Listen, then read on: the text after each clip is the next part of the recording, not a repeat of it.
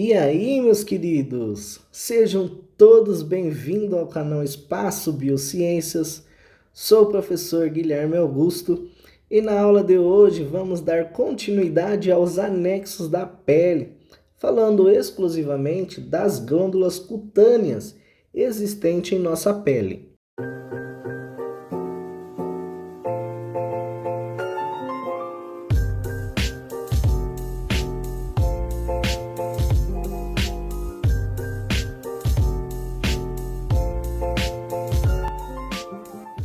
Então, vamos começar a nossa aula de hoje falando das glândulas sebáceas.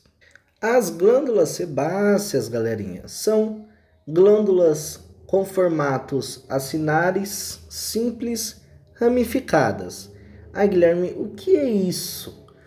Galerinha, já temos uma aula falando dos formatos e tipo de glândulas exócrinas aqui no canal. Eu estou deixando linkado aqui no canto superior do vídeo, o vídeo aula, e vocês que ainda têm dúvida em relação ao formato das glândulas exócrinas, vão lá conferir. Continuando então, falando das glândulas sebáceas. As glândulas sebáceas, galerinha, ela produz uma secreção oleosa em nossa pele que chamamos de sebo. Esse sebo, galerinha, é uma mistura basicamente de gordura, colesterol e triglicerídeos, proteínas e sais minerais. Agora, reparem bem nessa imagem. Vocês podem ver que a glândula sebácea, geralmente, ela vai estar conectada, associada a um folículo piloso. Guilherme, mas por que geralmente? Porque, queridos, em alguns locais, como nos lábios e na glândula peniana, a glândula sebácea ela se abre diretamente na superfície da pele. E como vocês podem ver, a glândula sebácea, que está associada ao folículo piloso, ela contém essa porção secretória, que vocês estão vendo aqui na imagem, que está localizada na derme. E liberam o sebo por meio de ductos diretamente aqui no folículo piloso. E é importante ressaltar uma coisinha.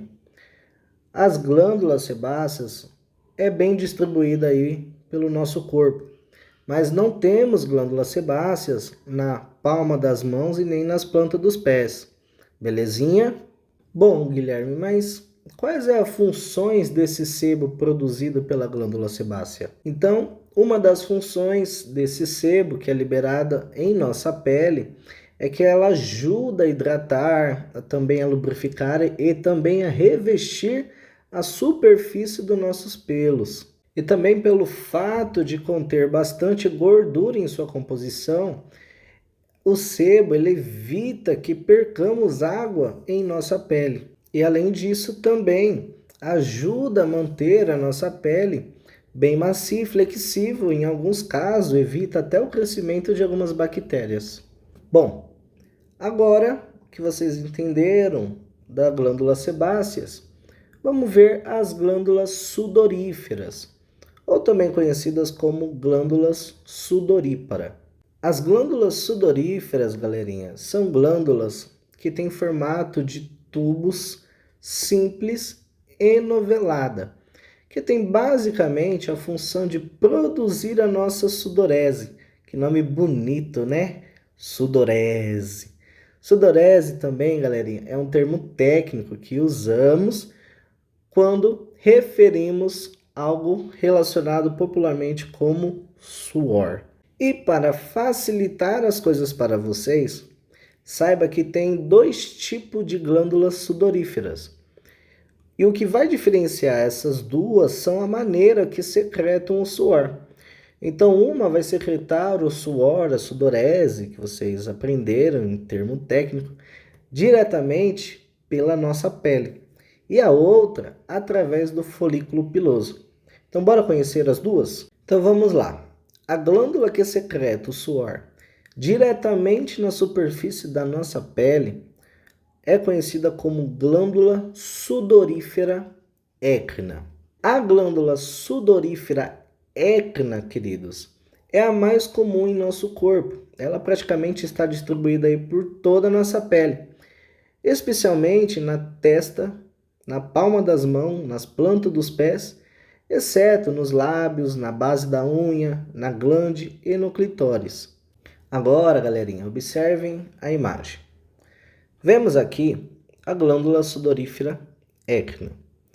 A sua porção secretória, essa porção secretória que vocês estão vendo, fica localizada na derme.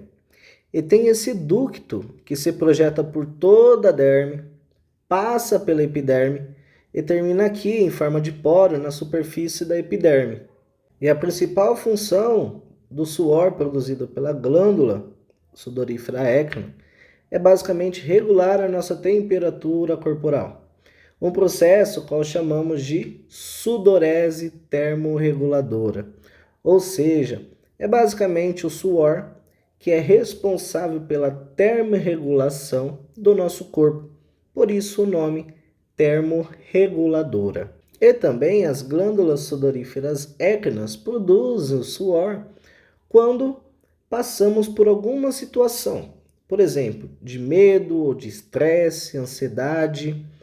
Esse processo desse suor, quando passamos por essa situação, chamamos de sudorese emocional, que é basicamente aquele suor frio que sentimos. E qual é a composição do nosso suor, Guilherme? A composição do suor, então, galerinha, é basicamente por água, ureia, ácido úrico, amônia, aminoácido, glicose e íons, como o sódio, por exemplo, que é por isso que o nosso suor tem aquele gosto meio salgado.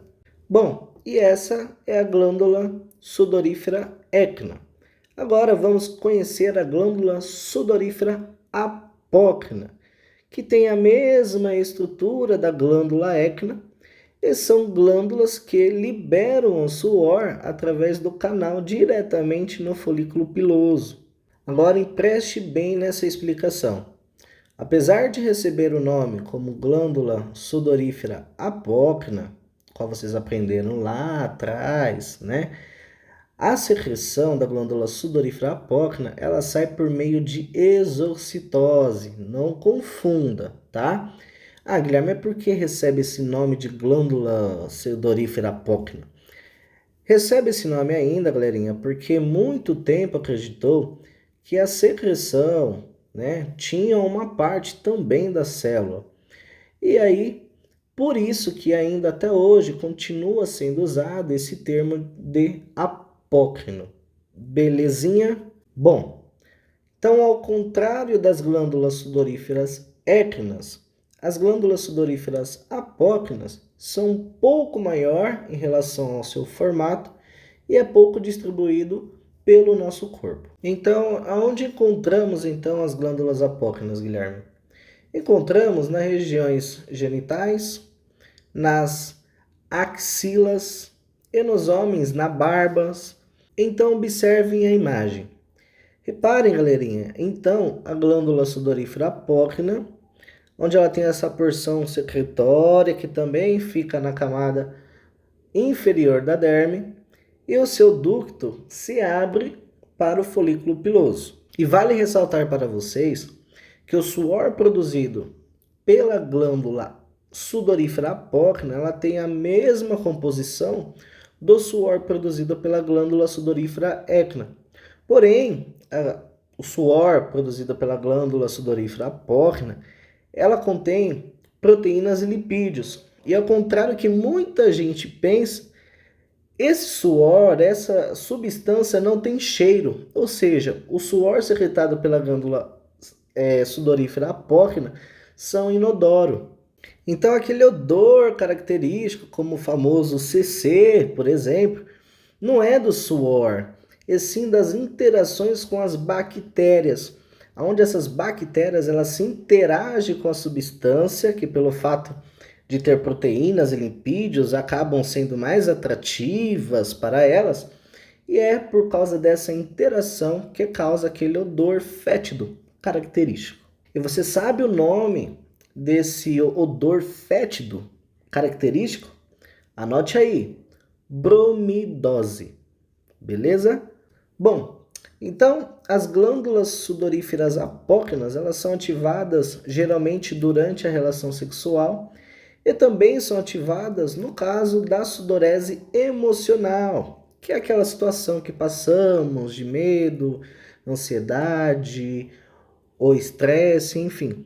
Mas fiquem atentos. As glândulas sudoríferas apócrinas, galerinhas, elas não são ativas durante a sudorese termorreguladora. Ou seja, anotem aí, as glândulas sudoríferas apócrinas não realizam termorregulação da temperatura corporal. Beleza? Enfim, galerinha, essa foi mais uma videoaula de hoje aqui no canal. Eu espero muito ter ajudado de alguma maneira. Que Deus abençoe e ilumine o estudo de cada um de vocês. Um abraço e se vemos na próxima aula.